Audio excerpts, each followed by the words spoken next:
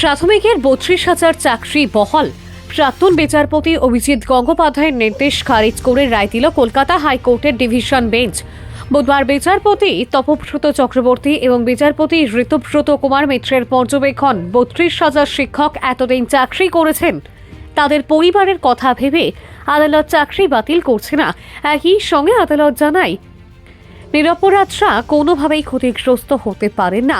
হাইকোর্টের division bench জানিয়েছে কেন্দ্রীয় তদন্তকারী সংস্থা ইডি ও সিবিআই দাগিতে চিহ্নিত করতে পেরেছে সেই সংখ্যাটা 300-র কিছু বেশি। তার জন্য 32,000 শিক্ষক ক্ষতিগ্রস্ত হতে পারেন না। এক সাংবিধানিক বিচারপতির কোনোভাবেই তদন্তে নাক গলিয়ে রায় দেওয়ার কথা নয়। প্রাক্তন বিচারপতি অভিজিৎ গঙ্গোপাধ্যায়ের রায় নিয়ে পর্যবেক্ষণে জানান ডিভিশন বেঞ্চের বিচারপতিরা যে নথি পেশ করা হয়েছে তাতে প্রমাণ হয় না যে 32,000ই অযোগ্য। 9 বছর পরে চাকরি হারালে পরিবারও ক্ষতিগ্রস্ত হবে বলে মত বিচারপতি তপব্রত চক্রবর্তী এবং বিচারপতি ঋতব্রত কুমার মিত্রের। বিবেচনা করে দেখেছেন, এটাই আমরা অনেক কৃতজ্ঞ ওনার প্রতি এবং আমরা আদালতের প্রতি বিশ্বস্ত হলাম আরো ভবিষ্যতে যে আমরা ন্যায় বিচার পাবো। আদালত কখনোই অন্যায় বিচারদের পক্ষে কখনোই সাক্ষী দেবেন না বা কখনোই তাদেরকে সমর্থন করবেন না। সবসময় সত্যের পথেই উনি থাকবেন। আদালত অর্ডার দিতে গিয়ে আপনাদের মতো পরিবার, যারা পরিবারের সদস্য, তাদের কথা বলেছে অর্ডারে। আপনি পরিবারের সদস্য হিসেবে পরিবারের সদস্য হয়ে বলবো যে আমার মতো আরো যারা প্রত্যেকটা পরিবারের যারা সদস্য তারা যেরকম ভাবে ভেঙে পড়েছিলেন এবং তাদের হাজবেন্ডরা যেরকম হাজবেন্ড কারোর ওয়াইফ যেরকম ভাবে মানসিক দিক থেকে ভেঙে পড়েছিলেন, ওনাদেরকে সাপোর্ট, মেন্টাল সাপোর্ট দেওয়া হয়েছে।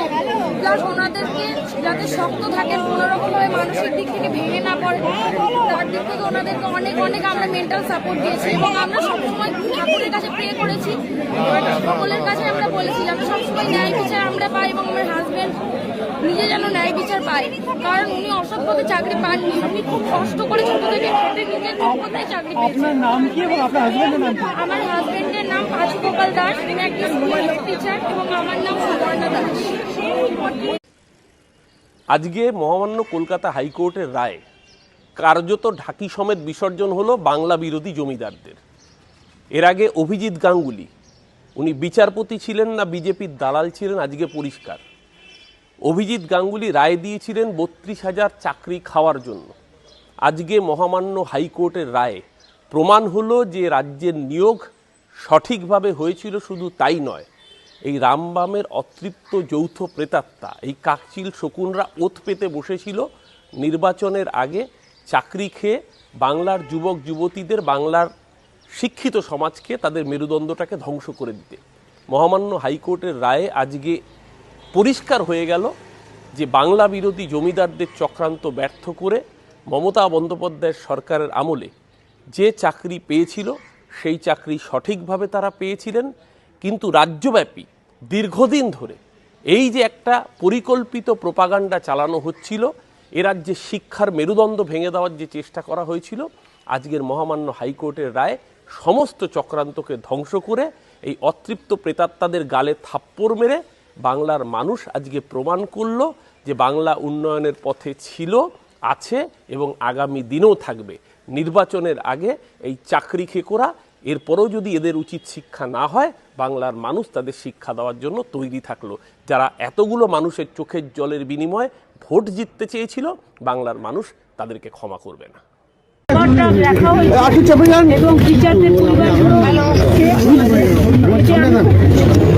অভিজিৎ গাঙ্গুলি সেই সময় এই রায়টি দিয়েছিল। আমার কোনো কথা কারোর সঙ্গে বলা নেই। টিচাররা চাকরি পেয়েছে, কথায় কথায় ঘুরে গিয়ে চাকরি খেয়ে নেওয়া, এটা তো ঠিক নয়।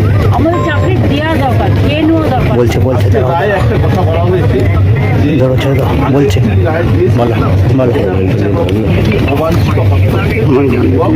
যে তদন্ত করা হয়েছে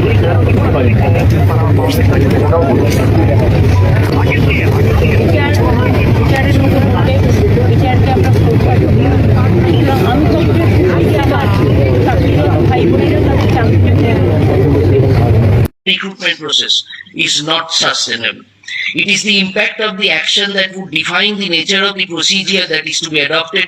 The effect of any direction for re-examination at this stage would have a dissimilar impact upon the appointees. Any such direction for re-examination would fail to secure fair play in action.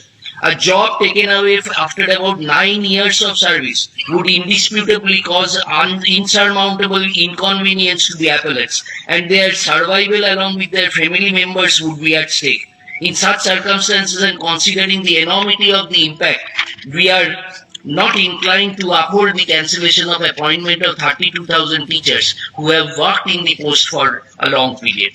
For the reasons as discussed, the judgment impugned is set aside and all the appeals and the connected applications are disposed of.